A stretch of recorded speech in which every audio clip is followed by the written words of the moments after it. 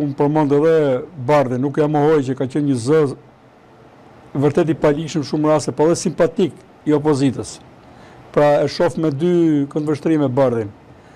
Pavarësisht pasaj që nuk e te kalon vetën dhe nuk përballet si duhet me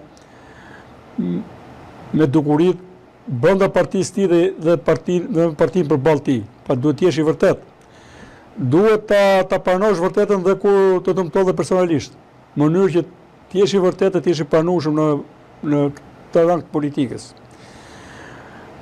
Po ishte një nga zërat i cili mund të dilte jashtë kontrollit të Berishës, mund t'i, mbase janë pagjykuar dhe lidhet ti me persona të tjerë fuqishëm politik që sot janë prap në burg si ai.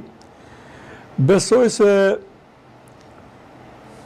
si çdo njeri dhe ai në burg ka pasur kohën e dur, qetësinë e dur, përqendrimin e dur dhe ftohtësinë e dur për ta kuptuar se nga i ka ardhur e keqe. Mendoj që do t'i hapi ose do japi një impuls brenda se partije, sa e fuqishme do të jetë ky impuls nuk e di. Shpresoj të jetë aq sa duhet, por që besoj e ka njohur mirë Berisha. Edhe shpresoj të ketë një reflektim dhe të bëhet payback-un që duhet. Do doja të mirja një koment për ty për emrat e ministrave të qeverisë Rama. Çfarë të bëri përshtypje, çfarë ishte e pritshme dhe fakti a të duk një qeveri politike apo një qeveri teknike, sepse po përgatitej për Shqipëri në BE, por tash më sjep, disa emra u konfirmuan, disa u zëvendësuan. Velie u lajmërua ditën e dieshme që u shkarkua nga Bashkia e Tiranës për të zëvendësuar me Manasterliu. Më bën dot një përmbledhje të asaj se çfarë pe ditën e dieshme dhe si është nga syri jot kritik. Tregon aftësinë e Ramës që fokuson njerëzit pranë televizionit, domethënë, se radio ka kohë që na kalon shënden, për të marrë vesh kush do zgjidhet. Në një kohë që nuk kam pas asnjë lloj interes. Se thelbi i qeverisjes për mua do të vazhdoj të jetë ai që ka qenë.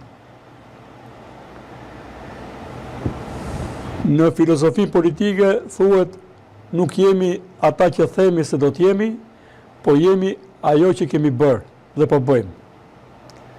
Nuk kam parë nuk jam optimist për të thënë që është bërë një mrekulli, edhe nuk besoj kur dhe e kundërshtoj me forcë retorikën që vetëm këta na çojnë në Europë. Kjo është një politikë e cila është ndjekur dhe nga Putini. Ka qenë një filozof rus, i cili ka vdekur nga vitet 70,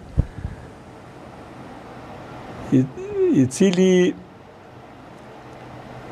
është i libër shumë i bukur e një politikani po dhe shkrimtari polak, The Road to Freedom, dhe shpjegon se si është mbjellur ideja që ne jemi më të mirët, pa s'ka domethënë, ne jemi s'ka alternativë për zgjidhjet tona. Kjo është e pashmangshme dhe kjo po nuk ka zgjidhje dhe jemi zgjidhja vetme. Edhe pse mund të jemi mëkatar, pse po ne jemi zgjidhja vetme. Pra që njerëzit të mos shohin përtej atij realiteti. Dhe kjo ka zënë vend. Pasi vota ime është barabartë me votën e atij që nuk lexon apo nuk e lodh mendjen për gjendjen në cilën është. Dhe kjo është sfida e madhe e demokracisë. Vota e kriminalit është barabartë me votën e një devotshmi, e një hoxha apo të një prifti. Dhe nuk mendoj që ne duhet të lejojmë që kjo retorikë vazhdoj. Pra vetëm ky ekipi i madh i Partisë Socialiste e çon Shqipërinë aty ku duhet. Kjo është e tmerrshme.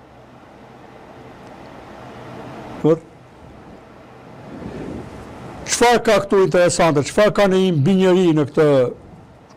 Unë duhet di, njerëzit ndahen nga devotshmëria.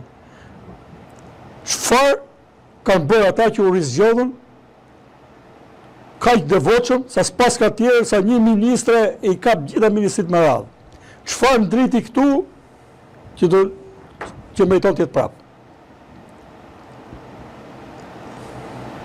Dhe këtu nuk bëhet fjalë çfarë ndriti në raport me kryeministrin, çfarë ndriti në raport me ne. A ka votuar populli shqiptar sovrani për këto njerëz apo jo? Pse nuk u ofruan këta njerëz si qeveri hije?